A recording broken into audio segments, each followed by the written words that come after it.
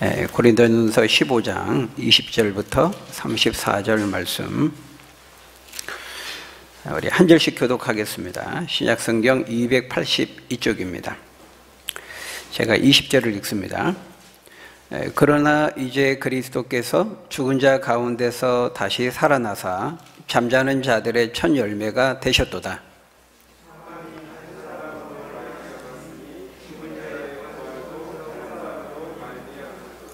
아담 안에서 모든 사람이 죽은 것 같이 그리스도 안에서 모든 사람이 삶을 얻으리라.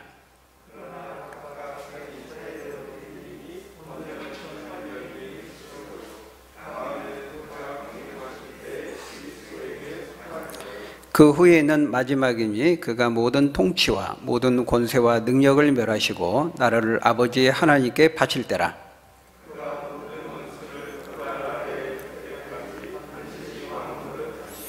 맨 나중에 멸망받을 원수는 사망이니라.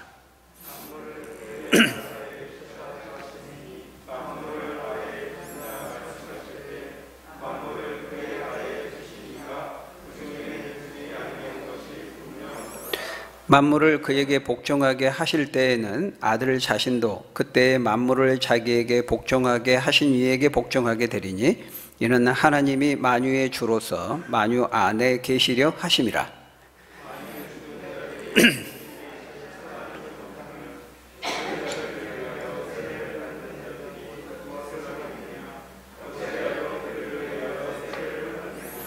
또 어찌하여 우리가 언제나 위험을 무릅쓰리요?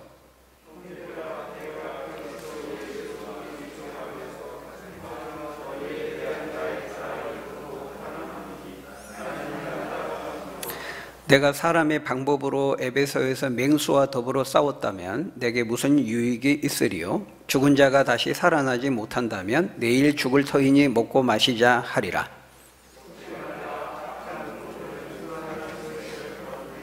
같이 읽겠습니다. 깨어 의를 행하고 죄를 짓지 말라. 하나님을 알지 못하는 자가 있기로 내가 너희를 부끄럽게 하기 위하여 말하노라. 아멘. 네, 오늘 읽은 우리 본문 말씀은 부활의 순서에 대해서 말씀합니다. 이 부활이라는 것은 그것이 언제가 될지는 모르지만 이제 앞으로 언젠가 이루어질 그 미래에 있을 예수님의 재림을 통해서 이루어지는 것입니다. 부활은 물론 그 예수님의 재림이 우리 살아생전에 이루어질 수도 있다는 것을 배제할 수는 없지만 어쨌든 앞으로 그 미래의 이름은 분명하다는 거예요. 그런데 이제 놀라운 사실은 앞으로 이루어질 이 미래의 부활에 대해서 성경은 놀랍도록 굉장히 자세하게 디테일하게 몇 년 후가 될지 모르고 또 몇십 년 후가 될지 모르고 몇백 년 후가 될지 모르고 앞으로 되어질 그 남아있는 그 미래의 일에 어느 시점에 이루어질 그 일에 대해서 성경은 굉장히 자세하게 디테일하게 말씀하고 있다는 거예요. 여러분, 성경만큼 우리의 사후 세계에 대해서 이 천국과 지옥에 대해서 이 부활에 대해서 성경만큼 자세하게 말하는 경전이 없습니다. 천국과 지옥의 그 모습이 어떠하고 그곳에서 생활이 어떠할지에 대해서 성경만큼 자세하고 세부적으로 설명하는 데가 없다는 거예요. 물론 우리 인간이 가지고 있는 모든 호기심을 다 충족시킬 만큼은 아니지만 그럼에도 굉장히 놀랍도록 자세하게 디테일하게 세부적으로 설명하고 있다는 거예요.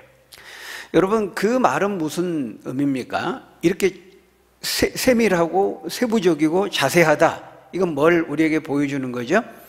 그만큼 사실성과 신빙성이 높다는 거예요. 객관적으로 말할 때 우리가 법정에서의 그 진술도 그렇죠. 판사가 뭘 중요하게 봅니까? 얼마나 그 피의자나 증인의 진술이 구체적인가, 그리고 일관되는가, 이걸 판사가 중요하게 보거든요. 왜냐하면 그 사건 현장에 있을 때에만 정확히 구체적으로 진술할 수 있고 또 어떤 상황에서든지 계속 말을 바꾸지 않고 일관되게 말할 수 있기 때문인 것이죠. 이제 거짓으로 지어내서 적당히 말하면은요, 구체적일 수가 없는 겁니다. 또 일관될 수가 없는 거죠. 여러분, 갑자기 옆구리 찔러서 당신 주민등록번호, 그럼 바로 나오죠. 기계적으로. 당신 집 주소 이러면 경기도 어딘데 이러면 이제 거짓말입니다. 바로 경기도 수원시 영통구 웰빙타운로 49에 36번 길 401호 주님의 숙회 이렇게 바로 나오잖아요. 구체적으로 사실이니까. 마찬가지라는 거예요. 성경은 장차 우리의 미래에 이루어질 이런 그 부활과 천국에서의 삶에 대해서도 대충 뭉뚱그려서 막연하게 말씀하지 않는다는 거예요. 놀랍도록 구체적으로 말씀합니다. 지금 우리가 살펴보고 있는 이 부활에 대한 주제도 마찬가지예요. 여러분, 우리가 이제 다음 시간에는 이제 부활했을 때, 나중에 부활했을 때 우리의 그 몸의 상태에 대해서 우리가 살펴보게 될 거예요. 부활했을 때 그 몸이 과연 어떤 몸인가, 그 부활의 몸의 상태에 대해서 우리가 다음 시간에 볼 텐데요. 오늘은 그 부활이 이루어지는 부활의 그 순서에 대해서 우리에게 말씀하고 있다는 거예요. 구체적인 부활의 순서를 통해서 우리에게 뭘 보여주고자 하는 거죠? 부활은 확실하다는 거예요. 이만큼 구체적일 만큼 부활은 확실하다라는 사실을 그 부활의 구체적인 순서를 통해서 우리에게 말씀하고 있는 거예요. 여러분, 부활의 순서가 어떻다고 우리에게 말씀합니까? 거기 23절, 24절 보니까요, 부활의 순서에 대해서 이렇게 말합니다. 우리 같이 읽어볼까요? 23절, 24절 시작. 그러나 각각 자기 차례대로 되리니 첫 열매인 그리스도요, 그리스도에게 속한 자요, 그 후에는 마지막이니 그가 모든 통치와 모든 권세와 멸하시고 나라를 아버지 하나님께 바칠 때라. 여기 보면은 부활의 순서를 크게 세 가지로 말하고 있어요. 첫 번째 부활의 순서는 뭡니까? 예수 그리스도의 부활입니다. 예수 그리스도의 부활. 이 예수 그리스도의 부활을 어떻게 표현하고 있죠? 첫 열매다 이렇게 표현하고 있습니다. 그러니까 첫 열매로서 예수님의 부활은 어때요? 이미 역사 속에서 이루어졌죠. 이루어졌습니다. 그러면 이게 첫 번째고, 두 번째는 뭡니까? 그 다음 순서는 뭐라고 말하고 있어요? 거기 보니까 다음에는 그가 강림하실 때에 그리스도에게 속한 자요 그랬습니다. 여러분, 이 두 번째 부활의 순서는 이루어졌어요? 안 이루어졌어요? 아직 안 이루어졌습니다. 그러니까 저와 여러분들이 이 두 번째 부활에 참여하게 되는 거예요. 이 부활의 두 번째 순서는 언제 이루어진다고 말하고 있습니까? 예수님이 강림하실 때, 재림하실 때 이루어진다는 거예요. 재림하실 때, 강림하실 때 그리스도에게 속한 자요 그랬잖아요. 그리스도 속한 자다, 예수님을 믿는 자입니다. 예수님이 재림하실 때 예수님을 믿는 자가 부활의 두 번째 순서로 참여하게 된다는 거예요. 여러분, 여기 그리스도에 속한 자, 예수님을 믿는 자는 이제 더 자세히는 둘로 나눠지겠죠. 예수님 재림하실 때, 재림하시기 이전에 먼저 예수님을 믿고 죽었던 사람들, 그리스도 안에 살다가 먼저 죽었던 사람들, 그 사람들과 예수님이 재림할 그 당시 생존해 있는 성도들, 그 둘로 나누어지겠죠. 여러분, 이 예수님 먼저 믿고 죽었던 사람들, 우리 앞에서도 나왔는데요, 먼저 예수님을 믿고 죽은 자들을 어떻게 표현했어요? 거기 앞에 20절에 보니까요, 오늘 읽었던 본문 20절에 보니까 그러나 이제 그리스도께서 죽은 자 가운데서 다시 살아나사 잠자는 자들의 첫 열매가 되었다 이렇게 말하죠. 먼저 예수님 믿고 죽은 자들을 뭘로 표현하고 있어요? 잠자는 자 이렇게 표현하고 있어요. 여러분, 그 앞에 18절도 보세요. 거기도 동일하게 그리스도 안에서 잠자는 자 이렇게 표현하고 있죠. 여러분, 한 번 더 나옵니다. 앞에 6절에 보면은 그 후에 500여 형제에게 일시에 보이셨나니 그 중에 지금까지 대다수는 살아있고 어떤 사람은 잠들었으며 이렇게 말합니다. 여기서도 똑같이 죽은 자들을 잠들었다 이렇게 표현합니다. 이 죽음에 대한 성경만의 아주 독특한 표현이라 그랬죠. 죽음을 잠으로 표현하고 있어요. 이거는 부활을 함축하는 말이에요. 여러분, 잠을 잔다는 것은 깰 때가 있다는 거잖아요. 근데 사람이 죽은 것은 죽음으로 끝나는 게 아니라는 거예요. 잠을 자는 것과 같다는 거예요. 다시 깰 때가 있다는 거예요. 다시 부활하게 된다는 것입니다. 그래서 예수님이 재림하시는 그때가 되면은 먼저 그리스도를 믿고 살다가 죽은 자들이 마치 잠에서 깨어나듯 부활하게 될 것이고, 또 예수님이 재림하시는 그 당시에 생존해 있던 성도들도 부활에 참여하게 된다는 거예요. 이 사람들은 예수님이 재림할 당시에 살아있는 그 생존해 있는 예수님을 믿는 성도들, 그들은 육체적인 죽음을 경험하지 않고 바로 영원한 생명의 부활에 참여하게 돼요. 이 사람들만. 바로 이것이 이제 부활의 두 번째 순서라는 겁니다. 그리고 요게 이루어진 다음에는 곧바로 거기 24절에 보니까 세 번째 순서로서 그 후에는 마지막이니 그가 모든 통치와, 그가 예수님이, 그리스도가 모든 통치와 권세와 능력을 멸하시고 심판하시고 나라를 아버지 하나님께 바치게 된다, 이렇게 말씀합니다. 여기 보니까 나라에 대해서 말하고 있어요. 나라. 나라를 그때가 되면 이제 예수님이 하나님께 바친다는 거예요. 여러분, 이 나라는 어떤 나라죠? 어떤 나라입니까? 그렇습니다. 하나님의 나라입니다. 하나님의 나라. 이때 이제 예수님이 완전히 하나님 나라를 완성해서 성부 하나님께 바치게 된다, 그렇게 말합니다. 그러니까 두 번째 순서, 그리스도 안에서 예수를 믿고 살다가 죽은 성도들이 부활하고 예수님 재림할 당시에 생존해 있는 성도들이 부활에 참여하면은 그 후에는 마지막이 된다는 거예요. 마지막이니, 여기 마지막이라는 거는 그때 비로소 세상이 완전히 끝나게 된다는 것입니다. 그리고 그 끝나면서 동시에 어떤 일이 이루어져요? 모든 통치와 모든 권세와 능력을 그리스도께서 멸하시고 심판하신다는 거예요. 여러분, 이게 뭐죠? 이게 뭐예요? 최후 심판입니다. 최후 심판.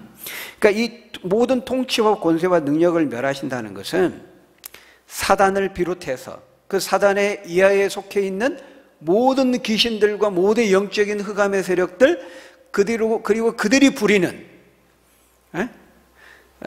그들의 미혹당에서 살았던 모든 거짓 선지자들, 적그리스도들, 모든 영적인 흑암의 세력들과 육적인 하나님을 대적하는 세력들이 하나님의 심판을 받고 지옥의 심판을 받고 멸하게 된다는 거예요.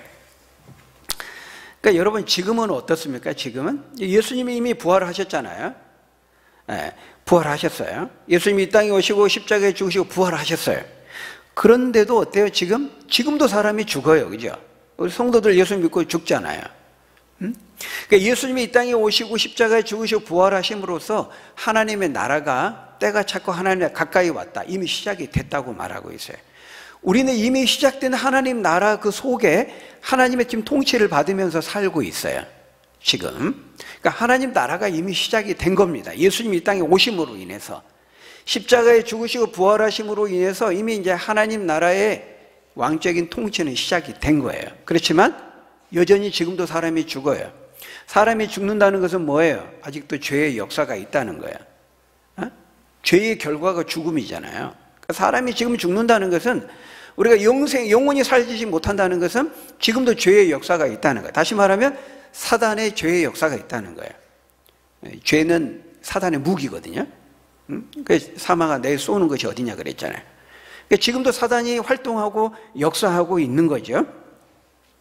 그러니까 예수님이 재림하시는 그때가 되기까지, 그래서 우리가 부활하기까지는 여전히 지금도 어둠의 세력들이 왕성하게 활개를 치고 있고 역사하고 영향을 미치고 있다는 거예요. 우리는 지금 예수님의 초림과 재림 그 사이에 서서 마지막 남아있는 이 영적인 흑암의 세력들의 그 역사와 그 활동과 그들과의 그 영적인 마지막 싸움을 싸우고 있는 거예요. 그러니까 이 사단의 세력들은요, 지금 마지막 그 최후 심판이 임하기까지 이제 마지막 최후 발악을 하고 있는 거예요. 마지막 몸부림을 치고 있는 거예요. 우리는 그들과 지금 전쟁을 하고 있는 겁니다. 우리가 예수를 믿는 것을 영적인 전투라고 하잖아요. 근데 여러분, 우리가 싸우는 이 싸움은, 이 전쟁은 누가 이길지 모르는 싸움이 아니에요. 우리가 지금 싸우는 싸움은 아직 승패가 결정이 안 난 싸움이 아니라는 거예요. 이미 승패는 결정이 났어요. 예수님이 십자가에 죽으시면서 사단의 머리를 쳤어요. 뱀의 머리를 쳤어요. 뱀의 머리가 상하면 끝나는 겁니다. 뱀은 지금 당장 딱 멈추지 않고 계속 몸부림치죠. 뱀 머리를 상해도 뱀이 막 몸부림을 쳐요. 그런 상태라는 거예요. 사단의 머리를 쳤어요.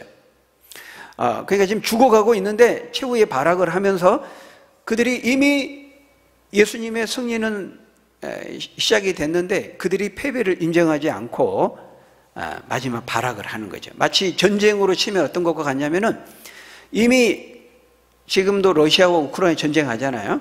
어떤 전쟁을 하면 결정적인 그 전쟁의 승패를 좌우하는 어떤 전투가 있어요. 어떤 사건이 있어요. 이미 승패는 정해졌어요. 예수님의 승리로 정해졌어요. 뱀의 머리는 상한 거예요. 그렇지만은 이들이 패배를 인정하지 않고 큰 전쟁에서는 졌지만 이들이 깊은 산속에 들어가 가지고 지금 게릴라전을 펼치고 있는 것 같아요. 마지막 산발적으로 게릴라전을 펼치면서 최후 발악을 하고 있는 것과 같다는 거예요. 그래서 우리가 영적인 전쟁을 하고 있기는 하지만은 우리는 어떤 싸움을 싸우고 있는 겁니까? 이미 확고한 결말을 알고 싸우는 거예요. 최후 승리는 이미 우리 거예요. 다만 그 최후 승리가 이루어지기까지, 최후 승리를 얻기까지, 그 잔당들을, 영적인 흑암의 잔당들을 완전히 소탕하기까지, 완전한 하나님 나라가 이루어지기까지 우리가 조금만 더 참고 인내하면서 지금 영적인 싸움을 싸우고 있는 거예요. 우리가 지금 그 싸움을 싸우고 있는 겁니다. 그래서 25절에 보면은 그가 모든 원수를 그 발 아래에 둘 때까지 그랬죠. 거기 25절에 보니까, 여러분, 원수를 발 아래에 둔다는 것은요, 고대 전쟁에서 이제 이기면 그 상대의 적장을 발로 밟는 겁니다. 또는 뭐 무릎을 꿇게 한다든지 엎드리게 한다든지, 아니면 적장의 시신을 발로 밟는다든지, 이것이 이제 최후 승리를 선포하고 선언하는 거예요. 그래서 그때가 되면 26절의 말씀처럼 비로소 완전히 이제는 죽음과 사망은 정복되는 것입니다. 완전한 부활이 이루어지면서 그때 비로소 최후 심판과 함께 영원한 천국과 완전한 천국과 완전한 영원한 지옥이 이루어지게 되는 것이죠. 여러분, 이것을 예수님께서요, 요한복음 5장 24절부터 29절을 통해 이렇게 미리 말씀하셨어요. 예수님이 십자가에 죽으시기 전에 여기 요한복음 5장 24절부터요 굉장히 놀라운 말씀을 하시는데, 여기 보면은 영적인 부활과 육체적인 부활에 대해서 말씀하는데요, 여러분 24절, 25절, 요한복음 5장 24절, 25절 우리 한번 같이 읽어볼까요? 시작. 내가 진실로 진실로 너희에게 이르노니 내 말을 듣고 또 나 보내신 이를 믿는 자는 영생을 얻었고 심판에 이르지 아니하나니 생명으로 옮겼느니라. 진실로 진실로 너희에게 이르노니 죽은 자들이 하나님의 아들의 음성을 들을 때가 오나니 곧 이때라. 듣는 자는 살아나리라. 여러분, 여기 보면요, 예수님을 진실로 믿으면요, 믿는 순간 현재적으로 지금 이 땅에서 영생을 얻는다고 말씀해요. 그러니까 예수님의 그 말을 듣고 믿는 자는 앞으로 영생을 얻게 될 것이다, 이렇게 예수님이 말씀하지 않고요, 영생을 이미 얻었다고 말하고 있어요. 앞으로 사망에서 생명으로 옮겨질 것이다, 그렇게 말하지 않고 사망으로서 생명으로 옮겼느니라 완료형으로 말하고 있어요. 그러니까 이미 옮겼고 이미 얻었다는 거예요. 현재적으로 사망에서 생명으로 옮겼느니라. 진실로 진실로 너희에게 이르노니 죽은 자들이 하나님의 아들의 음성을 들을 때가 오나니 곧 이때라. 듣는 자는 그 듣고 믿는 순간 살아나리라. 영원한 생명을 얻으리라, 이렇게 말하고 있다는 거예요. 여러분, 여기 죽은 자들이 하나님의 아들의 음성을 들을 때가 온다 그랬는데, 요때 이게 장차 이제 재림을 통해서 있게 될 그 부활을 말하는 것일까요? 아닙니다. 그 부활을 말하는 것이 아니고 여기서 이 죽은 자들이라는 것은 영적으로 죽은 자들을 말하는 거예요. 그래서 하나님의 아들의 음성을 들을 때가 온다 그랬는데 곧바로 이어서 뭐라고 말하고 있어요? 곧 이때라 이렇게 말하고 있어요. 예수님 아직 십자가에 죽으시기 전이에요. 그러니까 지금 그 순간을 말하는 거예요. 예수님을 통해서 복음을 듣고 있는 그 순간을 말하고 있는 것입니다. 그러니까 이 말씀은 예수님 당시에 복음 자체이신 예수님을 믿을 때 그 예수님을 통해 하나님의 아들의 음성을 들을 때 죽은 자들이, 그러니까 영적으로 죽은 자들이 생명을 얻게 된다는 거예요. 생명, 뭐죠? 영생, eternal life, 영원한 생명. 그러니까 사실 이 생명이 뭐예요? 부활의 생명이죠. 나중에 이제 부활할 때 얻게 되는 그 생명을 예수님이 십자가에 죽으시고 부활하시기 전에 사실은 예수님 안에 이 생명이 있거든요. 이 생명을 가지고 있거든요. 이 영생을 주님이 주실 수 있다는 겁니다. 그 뒤에 보면은 26절, 요한복음 5장 26절에 보면은 예수님 자신 속에 생명이 있는데 이 생명이 성부 하나님이 주신 생명이라고 말해요. 이게 영생이에요. 이게 부활의 생명이에요. 그러니까 예수님이 이제 십자가에 죽으시고 부활하신 다음에 이제 그 생명을 온 천에 이제 선포하는 거죠. 그러니까요, 예수님이 십자가에 죽으시고 예수님이 전하는 그 예수님을 만나고 믿으면 그 얻게 되는 그 생명 자체가 사실은 부활의 생명이라는 거예요. 그러니까 이거는 지금 영적인 부활을 말하고 있는 거예요. 여러분, 우리가 예수님을 믿잖아요. 우리 나중에 이제 재림할 때 얻는 그 부활의 생명이 이제 완전한 부활의 생명이지만 예수님 지금 우리가 믿잖아요. 우리 안에 얻은 이 생명이 영생입니다. 영생. 그 부활의 생명이에요. 우리가 영적인 부활이라고 말해요. 우리 영적인 부활을 지금 맛보며 누리며 살아가는 거예요.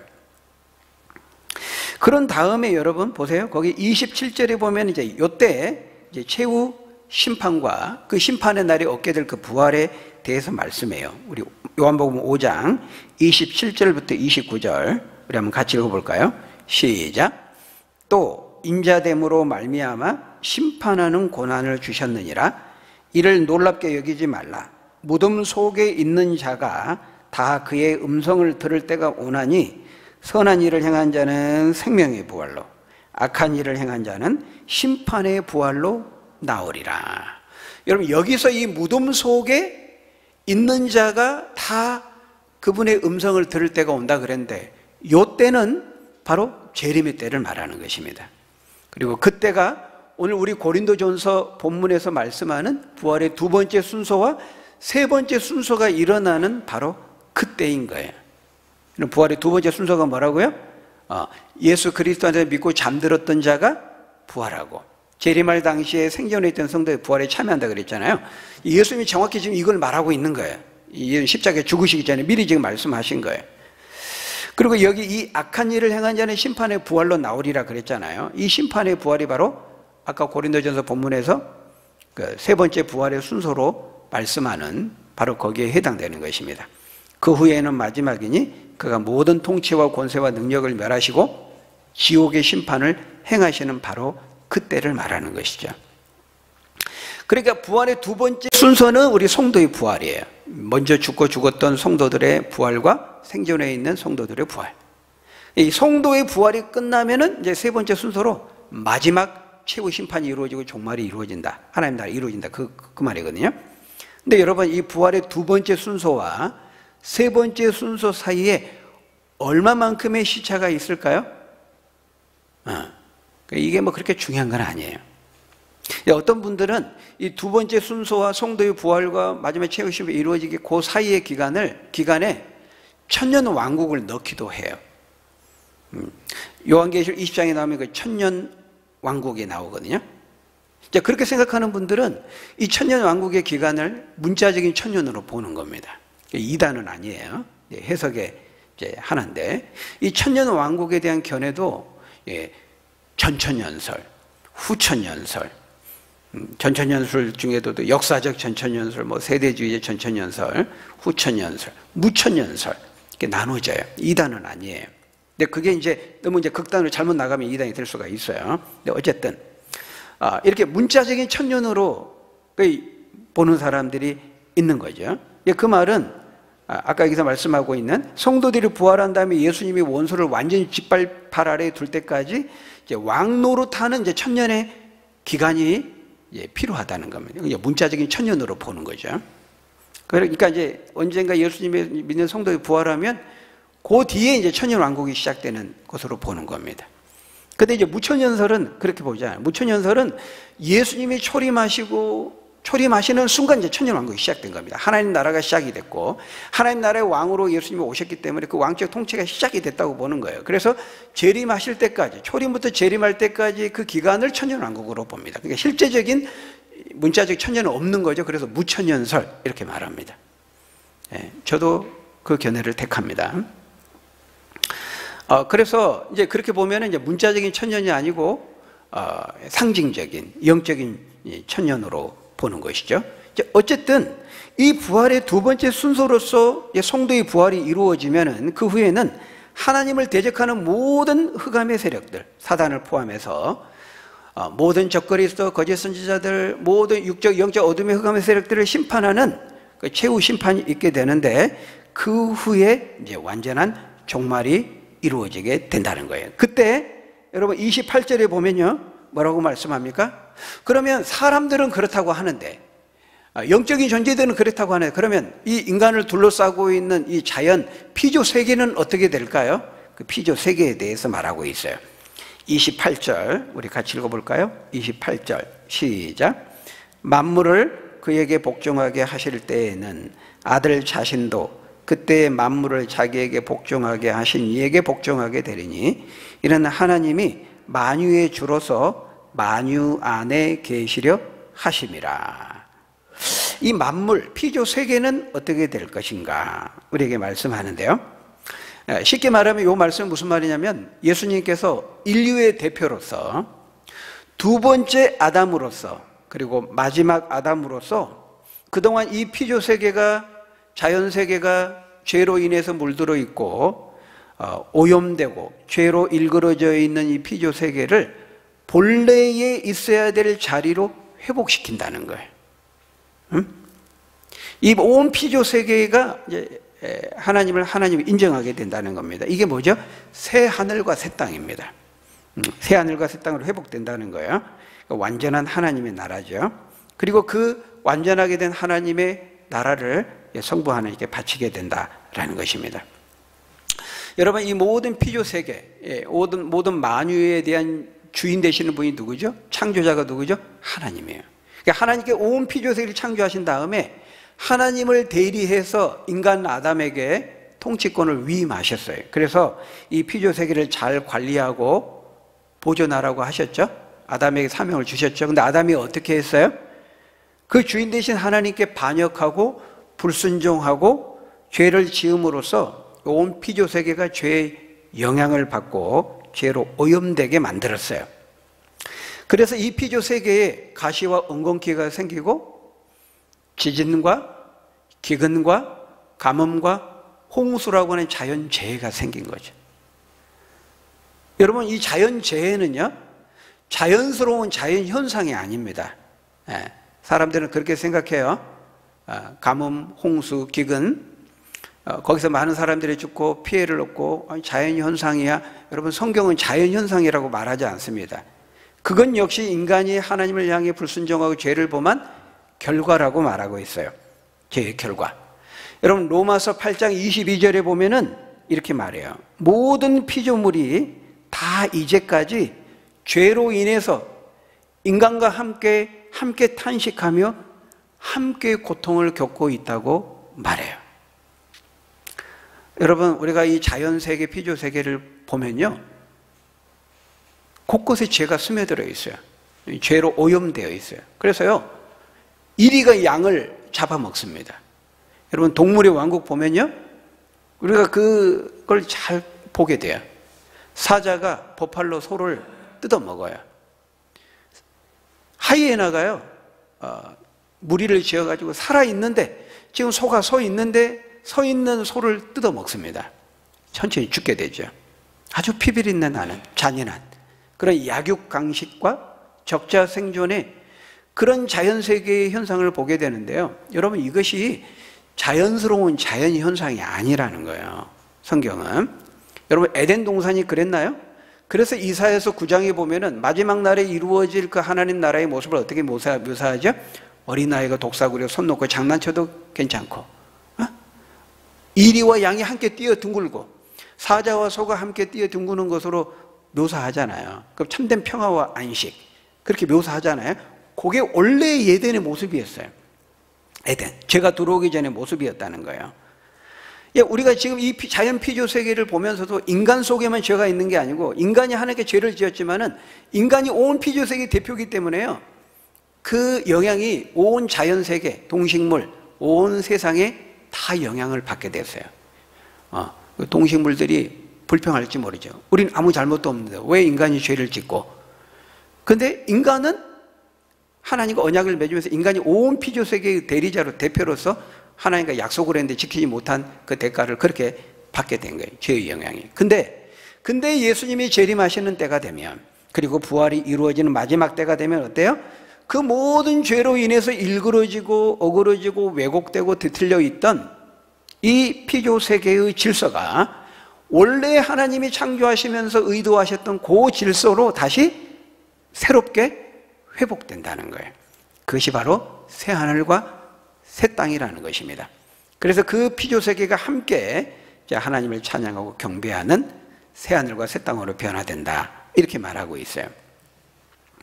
그래서 우리가 마지막 천국이 이루어질 때 신학자들은 논쟁합니다. 이 지구와 완전히 무관한 제2, 제3의 어떤 장소일 것이냐?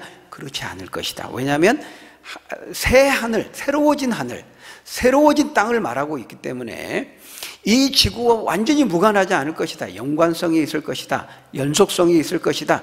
똑같지는 않지만 불연속적인 측면이 있지만 또 연속적인 측면이 있을 것이다. 마지막에 이루어질 이 천국에 대한 부분들도 우리가 논쟁하게 됩니다. 자, 어쨌든 장차 있을 우리의 부활로 인해서 이루어질 일에 대해서 성경이 이렇게 자세하게 말하고 있어요. 근데 여러분, 진짜 이렇게 될까요? 정말 우리의 부활이 이루어질까요?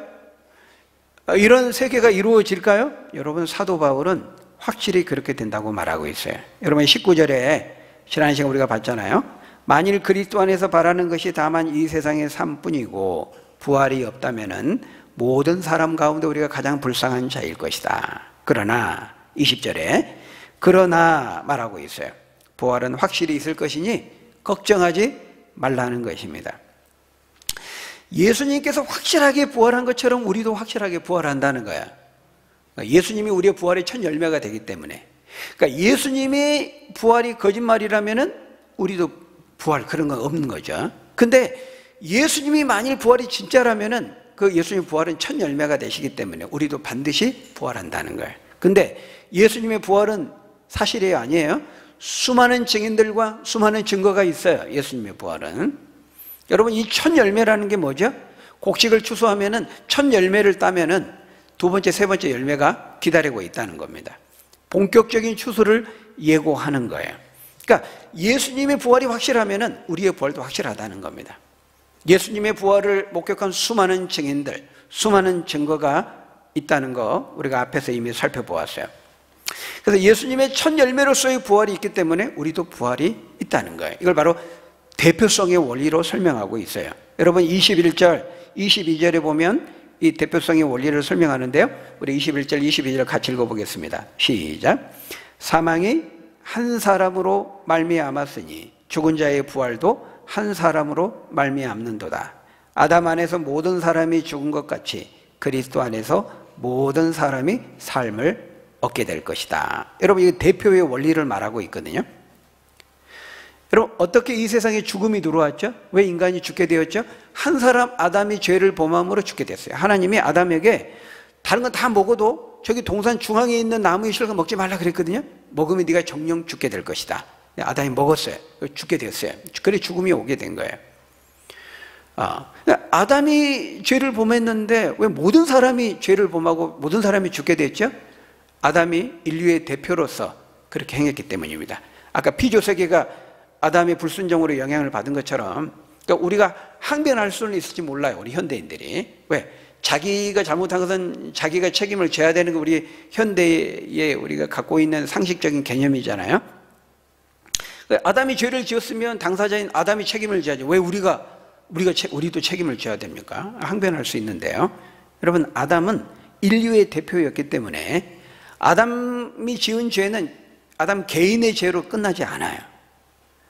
여러분, 대통령은요, 단순히 개인이 아니에요. 국민의 대표예요.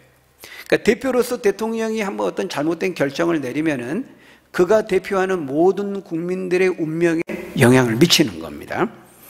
그러니까 그 대통령에 대한 비유가 오늘 본문에 나오는 비유와 딱 맞아 떨어지는 건 아니지만 어느 정도 이해하는데 도움을 줄 수가 있어요. 그래서 한 사람 아담이 온 인류를 대표해서 죄를 지음으로 죽음과 사망이 들어온 것처럼 예수님이 인류를 대표해서 십자가에 죽으시고 부활하심으로써 그 부활의 생명이 자동적으로 모든 사람은 아니에요. 믿는 자에게 그 부활의 생명이 주어지게 된 것이죠. 그 말을 하고 있는 거예요. 지금 아담 안에서 모든 사람이 죄를 범하여 죽은 것 같이 그리스도 안에서 모든 사람이 삶을 얻으리라. 왜냐하면 예수님은 모든 인간을 대신하고 대표해서 십자가에서 죽으시고 부활하셨기 때문이죠. 그러니까 첫사람 아담은 불순종하고 실패했지만은 두 번째 아담, 마지막 아담인 예수님은 십자가의 철저히 죽으심으로 순종하셨고 다시 살아나시는 부활을 통해서 승리하신 거예요. 그래서 예수님의 부활이 첫 열매가 되기 때문에 우리도 그 부활을 따라 우리도 확실하게 부활하게 된다는 것이죠. 여러분, 거기 29절에 보면요, 만일 죽은 자들이 도무지 다시 살아나지 못하면 죽은 자들을 위하여 세례를 받는 자들이 무엇을 하겠느냐? 어찌하여 그들을 위하여 세례를 받느냐 말씀하죠. 29절이 조금 어려운 구절입니다. 근데 아주 쉽게 말하면 그런 말이에요. 아마도 고린도 교회 안에요, 죽은 자들을 위해서 살아있는 사람이 대신 세례를 받은 사람이 있었던 것 같아요. 자기 가족 죽은 자들을 위해서 대신 세례를 받은 거예요. 고린도 교회 안에. 성경적으로 보면 잘못된 거죠. 근데 이 고린도 교회 안에 어린아이와 같이 미숙한 성도가 있었기 때문에 아마 이교적인 영향을 받아서 그렇게 했던 것 같아요. 근데 사도 바울은 지금 그 행위에 대해서 옳다 그르다, 맞다 틀리다 그런 평가는 하지 않으면서 다만 그들이 행한 그런 잘못된 행동들을 사용해서 부활을 말하고 있는 거예요. 너희들이 죽은 자들을 위해서 대신 세례를 받는 건 뭐냐? 너희들이 지금 사후세계가 있다는 걸 너희들도 지금 인정하니까 그렇게 하는 거 아니냐 이 말이죠.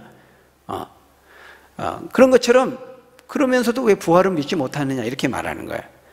죽음이 끝이라면은 너희들이 뭐하러 죽은 자들을 위해 대신 세례를 받느냐 이거죠. 앞뒤가 안 맞는다. 너희가 죽은 자들을 대신 세례를 받는 것도 다 사후세계가 있고 그래서 세례를 받는다면 왜 부활이 있다는 것을 믿지 못하느냐 그렇게 책망하는 거죠. 또한 30절에 보니까요, 또 어찌하여 우리가 언제나 위험을 무릅쓰리요. 31절에 나는 날마다 죽는다 이렇게 말하고 있어요. 여러분, 사도 바울이 나는 날마다 죽는다, 실제로 사도 바울은 거의 매일 죽음의 위기를 겪었어요. 복음을 전하다가 고난과 핍박을 당했거든요. 붙잡히기도 하고 감옥에 갇히기도 하고 맞기도 하고 매일 날마다 이 죽음의 위협을 겪었다는 거예요. 근데 만일 부활이 없다면은 거기 32절에 말씀하는 것처럼 차라리 내일이 죽을 터이니 먹고 마시자 하리라, 믿지 않는 사람들의 삶의 표처럼 그게 더 지혜롭다는 것입니다. 그렇죠? 부활이 없고 이 땅의 삶이 전부라면은 그렇게 사는 게 낫죠. 근데 바울은 아니라는 것입니다. 부활은 분명히 있다는 거예요. 그렇기 때문에 고린도 교회 여러분들은 그런 말에 속으면 안 됩니다. 그런 말에 속지 말고 깨어 있으십시오 이렇게 권면을 하고 있어요. 우리 마지막 33절, 34절 읽고 마치겠습니다. 33절, 34절 시작. 속지 말라. 악한 동무들은 선한 행실을 더럽히나니 깨어 의를 행하고 죄를 짓지 말라. 하나님을 알지 못하는 자가 있기로 내가 너희를 부끄럽게 하기 위하여 말하노라. 여러분, 세상 사람들이 하는 말에 속지 말라는 거예요. 부활은 없어. 천국과 지옥은 없어. 죽으면 끝나는 거지. 그냥 한평생 그냥 멋지게 살다가 끝나는 거지. 죽음이 무슨 뭐 천국이 있고 부활이 있고 그런 거 없어. 거짓말이야. 속지 마. 이렇게 말하는 그런 말에 속지 말라는 거예요. 응?